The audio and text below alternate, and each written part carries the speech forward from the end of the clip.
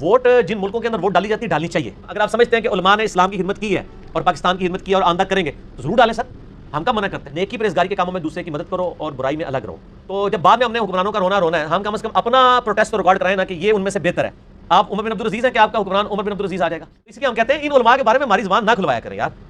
ان لوگوں کا تو دین بدل جاتا ہے وقت کے ساتھ. آپ ووٹ ضرور ڈالیں, یہ نہ مجھے پوچھیں کہ کس کو ڈالیں, ٹھیک ہے, وہ آپ خود فیصلہ کریں. آپ جو سمجھتے ہیں کہ جو ملک کی خدمت کرتا ہے, کر رہا ہے یا کرے گا, اس کو ڈالیں. نیک پرہیزگار تو کوئی بھی نہیں ہے اس وقت. جتنی ہماری بڑی پارٹیاں ہیں یا چھوٹی پارٹیاں ہیں, سب کے جو لیڈرز ہیں ان کے سکینڈلز آپ کے سامنے ہیں. مولوی سارے مل کے جو آواز اٹھاتے ہیں اس کا وہ وزن نہیں ہوتا جو جماعت اسلامی کا ہوتا ہے, کیونکہ وہ پولیٹیکل دھارے میں ہے.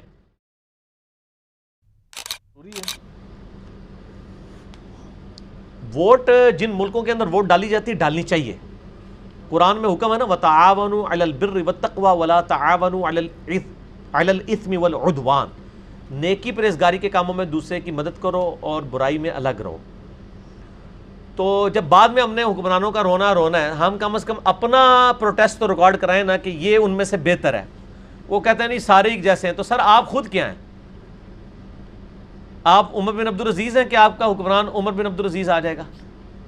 آپ بھی تو وہی کچھ ہے نا. آپ نے انہی میں تلاش کرنا نا. وہی آپ کی وہ جو جماعت ہے, کسی زمانے میں کہتی تھی جمہوریت کفر ہے, اب ان کو کسی نے طوطے نے پٹی پڑھا دی کہ نہیں آپ بھی جماعت بنا لو, اب وہ کفر اسلام بن گیا. تو اس لیے ہم کہتے ہیں ان علماء کے بارے میں ہماری زبان نہ کھلوایا کریں یار. ان لوگوں کا تو دین بدل جاتا ہے وقت کے ساتھ. دین ڈیپینڈنٹ ہوتا ہے یعنی چندوں کے اوپر. ایک چیز کو کفر کہہ دیں گے پھر وہ اسلام کہہ دیں گے. کبھی جمہوریت کفر ہو جائے گی, کبھی جمہوریت اسلام ہو جائے گی.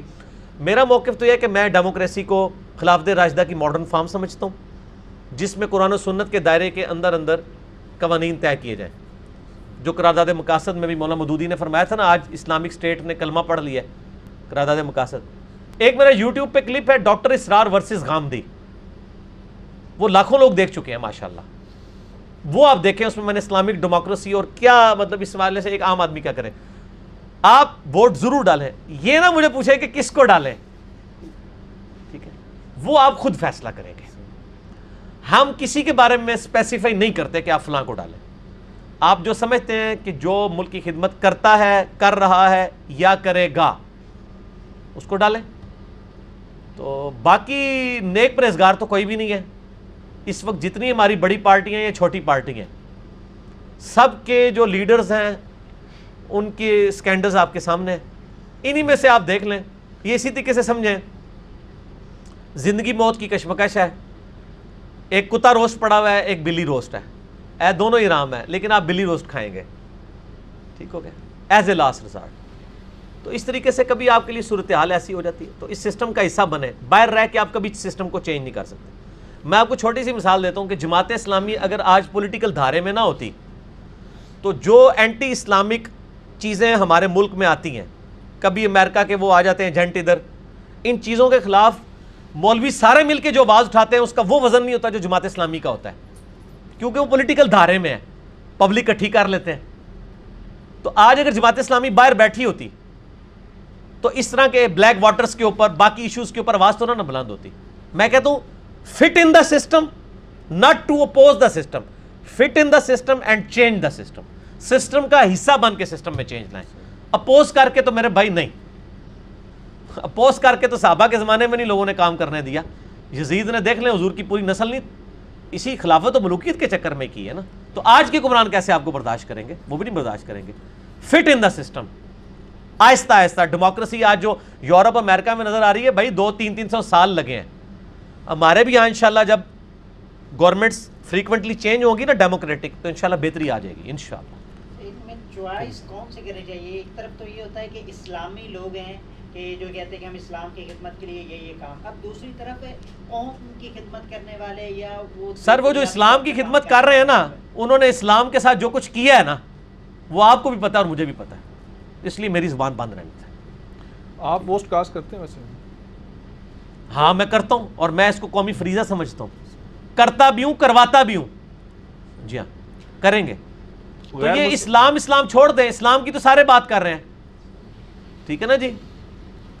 عرفت میلاد کروا رہے ہیں جس کو انہوں نے اسلام سمجھا ہوا ہے. ختم نبوت کانفرنسز میں لوگ آ کے خطاب کر رہے ہیں, ٹھیک ہے.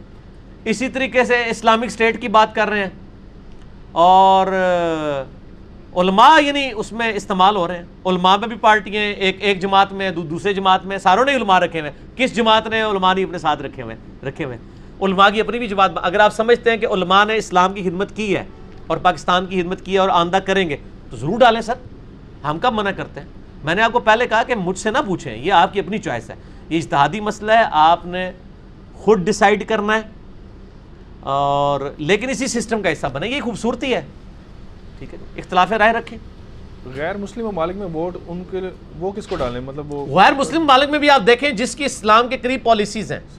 دیکھیں نا جی، دو آپ کے سامنے آپشن ہے، اس میں سے جو کم خراب ہے وہ آپ کریں گے نا. یہ جو لوگ کہتے ہیں نا نیوٹرل ہو کے بیٹھ جاؤ، سر یہ آپ دشمنی کر رہے ہیں، آپ کی صحیح کوئی نہیں ہوگی. آج اگر پارلیمنٹ میں نہ بیٹھے ہوئے ہوں ایسے لوگ جو ملک دشمن عناصر کے خلاف یعنی تقریریں کرتے ہیں، تو سر میری آپ کی تقریر کتنے لوگوں نے سننی ہے؟ لیکن پارلیمنٹ سے اگر آواز بلند ہوتی ہے کہ پاکستان کی فوج کو فلاں معاملے میں دخل نہیں دینا چاہیے اور ہم نے اپنی فوج اس معاملے میں یہاں سے روانہ نہیں کرنی ہے، تو پارلیمنٹ کی تو ایک سے ہوتی ہے نا. وہی لوگ باہر لے کے چیختے رہے نا، تو پاکستانی فوج نے بات ماننی ہے؟ نہیں، نہ وہ مانے گی، اس لیے کہ ان کے انڈر نہیں آتی.